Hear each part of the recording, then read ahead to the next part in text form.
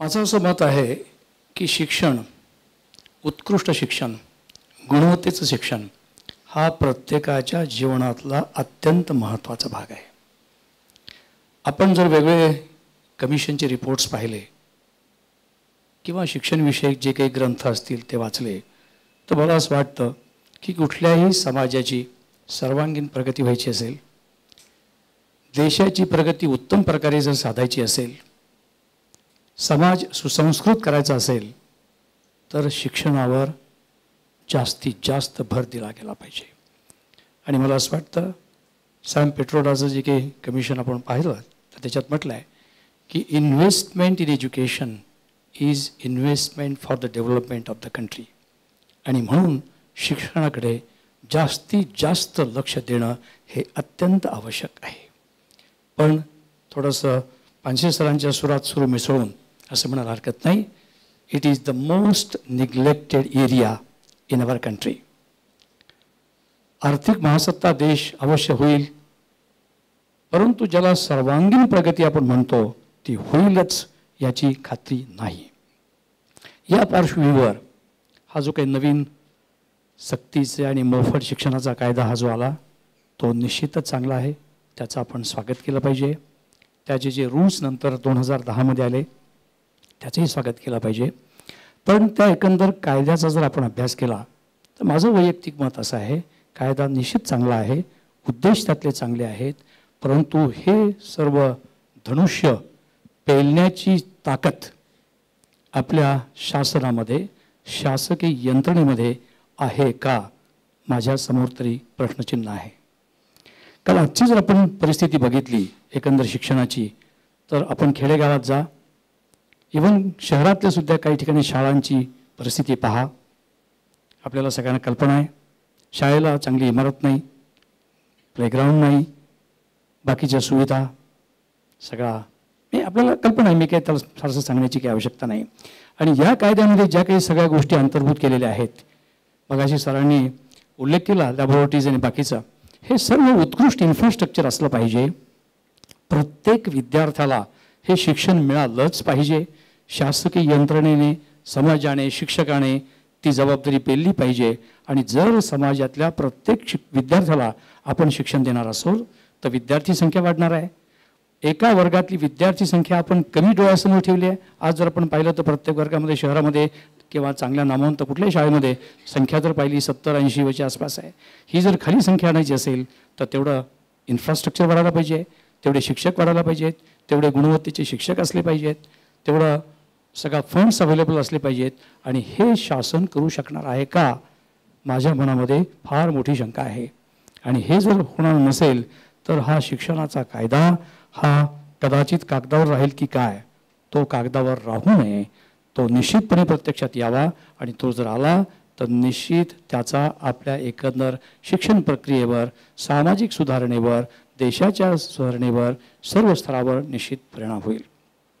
या कायद्यामध्ये माझं एक असं मत आहे, हा कायदा केला उत्तम आहे, पण त्याच्यामध्ये अनेक त्रुटी आहेत, अनेक समस्या आहेत. त्यातले 2-4 उदाहरणं जी मला वाटतात ते मी सांगतो. त्यातलं पहिलंच आपण म्हटलं, त्यांनी जी मॅनेजमेंटची कमिटी केली आहे ते जर पाहिलं तर त्याच्यामध्ये स्थूल मानाने मी सांगतो, आपल्याला खोलात जात नाही, 75% हे पालक पाहिजेत आणि 25% उरलेले सर्व आहेत. मग ते उरलेले सर्व कोण? स्थानिक जे काही लोकप्रतिनिधी असतील, शिक्षण तज्ज्ञ असतील, शिक्षक असतील, प्राचार्य असतील, मॅनेजमेंटचे प्रतिनिधी असतील. मला तुम्ही सांगा, तर हा जर शिक्षणाच्या संदर्भात ठरवणारी जर कमिटी असेल तर त्याच्यात जास्ती संख्या कोणाची असली पाहिजे की ज्यांचा दैनंदिन शिक्षणाची संबंध आहे. पालकांचा नाही असं मला म्हणायचं नाही, पालकांचा जरूर आहे, परंतु जे त्यातले तज्ज्ञ आहेत, ज्यांना खरोखर त्यातलं काही समजतंय, अशांची संख्या कधी जास्त असली पाहिजे. आणि दुसरी गोष्ट अशी की ज्या मॅनेजमेंट जर आपल्या महाराष्ट्रात बघितलं, इतर राज्यांपरी परिस्थिती वेगळी आहे. कारण इतर राज्यांमध्ये सरकारने चालवलेल्या शाळा ह्या जास्त आहेत. आपल्याकडे परिस्थिती उलटी आहे की शिक्षण संस्थांनी चालवलेल्या शाळा ह्या जास्त आहेत. आणि जर असेल तर मॅनेजमेंटचं रिप्रेझेंटेशन हे सुद्धा पुरेसं असलं पाहिजे. कारण इन्फ्रास्ट्रक्चर कोण देणार आहे, अवेलेबिलिटी ऑफ फंड्स कोण बघणार आहे, चांगले शिक्षक कोण नेमणार आहे, ही जर प्रक्रिया मॅनेजमेंट करणार असेल तर निश्चितपणे मॅनेजमेंटचं सुद्धा प्रतिनिधित्व पुरेसं पाहिजे. जर समजा 75% पालक असतील आणि एखादा विषय त्याच्यामध्ये निर्णय घ्यायचा असेल तर निश्चितपणे पालक जो निर्णय घेतील तोच निर्णय होणार आहे. संस्थाचालक काय करणार? म्हणजे अशा प्रकारच्या अनेक त्रुटी त्याच्यामध्ये आहेत. बाकीचं पुष्कळ काही आहे, पण मी त्या खोलात जात नाही. प्रत्येकानं काही ना काहीतरी बोलायचं असेल तर अशा प्रकारच्या ह्या कायद्यामध्ये अनेक त्रुटी आहेत.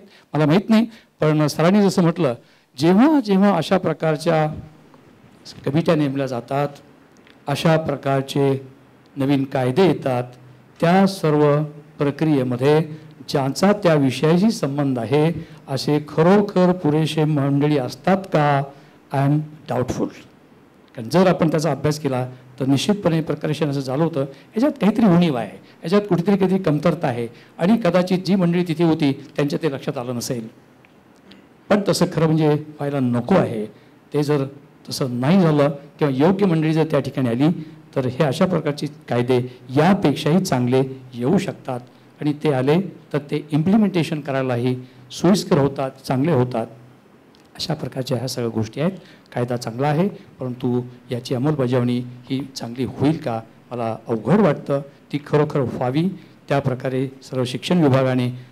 कारण त्याच्यात एक बघा, पूर्वी जेव्हा आम्ही विद्यार्थी होतो, लहान होतो, त्यावेळेला आमच्या वेळेला प्रत्येक वर्षी उत्तम प्रकारे प्रत्येक शाळांचं इन्स्पेक्शन व्हायचं आणि तो इन्स्पेक्शन हा एक एवढा मोठा प्रोग्राम होता. कदाचित आपल्यापैकी अनुभव घेतला असेल.